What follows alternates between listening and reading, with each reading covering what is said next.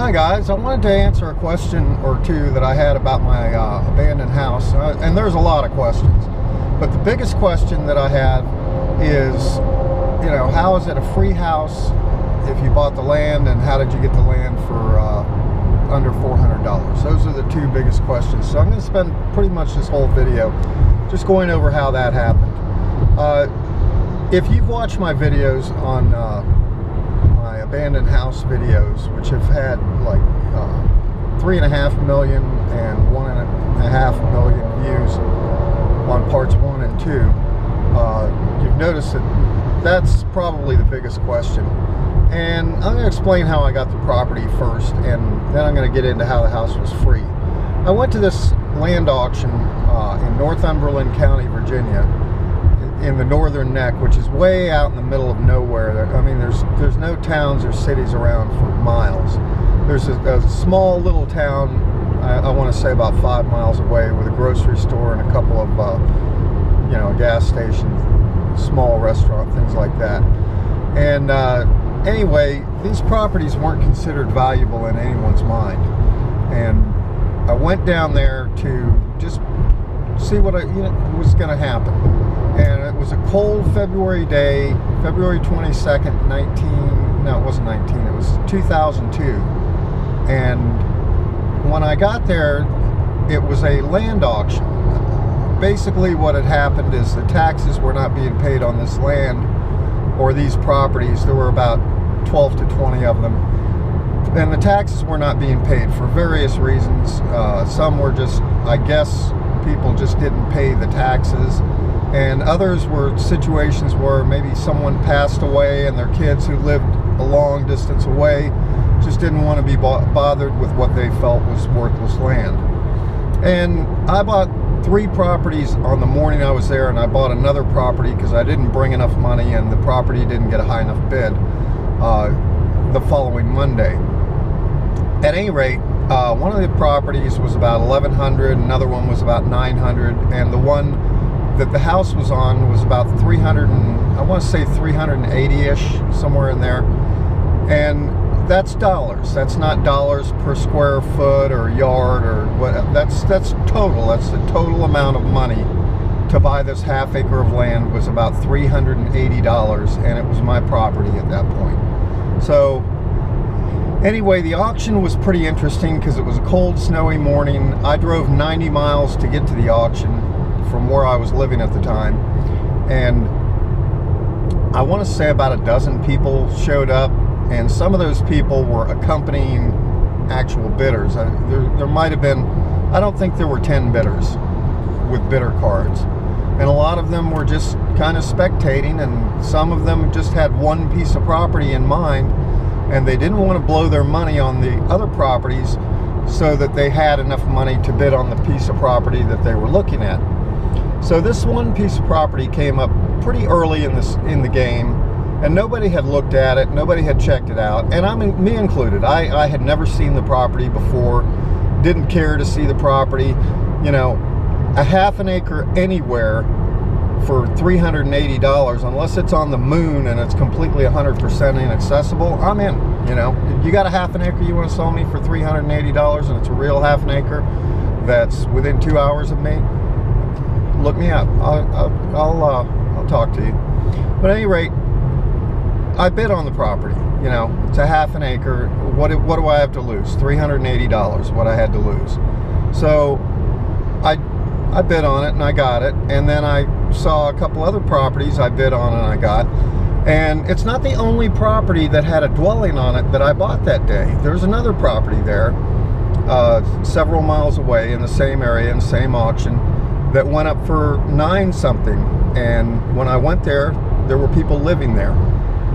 I looked at their financial situation and everything else, and I decided to do absolutely nothing. I just kept the property and let them live there, and they've been living there ever since, and as far as I know, maybe they're living there today. They were living there a couple of years ago when I checked. But at any rate, let's get back to the property that I'm talking about. This thing was $380, and because in that entire auction situation over the span of 2 days, I bought 4 properties. It was the least important property to me. So I didn't really have the time to go look it up because it was out in the woods. It was landlocked. There was no road to it or anything like that. Which, by the way, if I decide to use the property, I could resolve that situation, because you can't have landlocked property in Virginia. So, all right, that's how I got the property. And your state might be different in how they handle tax sales. Some states handle tax certificates. Some just do a tax sale outright. Virginia, at that point in time at least, did tax sales outright. If you were the high bidder at the auction and it met the there's a judge that looks over everything and makes sure that there's at least enough to cover half the taxes. If it met that criteria, you automatically would win the property, and you would find out about 3 weeks later. If you didn't win the property, I imagine they'd give you your money back, but I've never heard of that happening. At any rate, I won the property, got the deed for it and everything, never looked at it. Fast forward about 12 years, well, a little sooner than that, I had gotten divorced, and a part of that very sticky and troubling divorce was that my ex wanted to keep half of these, half interest in these properties. And they were so irrelevant to me in the divorce that I agreed, because there were other concessions that I would rather her just focus on these garbage properties, and then think that was a major win. But that's whatever, that's all water under the bridge. Her and I do get along. We talk very frequently. We have kids in common, so it's amicable now. It wasn't such back then, but now it's amicable. At any rate, fast forward about 12 years, her and I decided to go down and take a look at these properties. And in finding this one piece of property, I asked the neighbor about it, and the neighbor informed me that there was a house on the property. And when I looked in and checked it out, there indeed was a dilapidated, falling down house on the property. Now, I never bought the property because of the house. I bought the property just because it was property, and I wanted to own property. I wanted to have that in my portfolio in case back then I was getting loans and I was doing land or house flipping deals and stuff like that. And to a bank, a half an acre of property free and clear appears to be a much greater asset than $380 can buy. So that's the whole purpose behind that, and that answers the question: who buys property like that? Who buys property? It's an asset. Whether or not it actually is an asset, well, I'll let the bank decide if they want to send someone out there and figure out if it's an actual asset. But it is an asset, and it's on the books, and it's in the records. It's a half an acre free and clear. So it only costs $380. So I wasn't expecting a house. That's how I ended up with a free house on this property, because I'd never looked at it. And then when I went down there and looked at it, there it was. Not much of a house, guaranteed. It really isn't. And I've gotten more out of the viral aspect of YouTube about having this house than I could ever get putting it on the market and trying to sell it.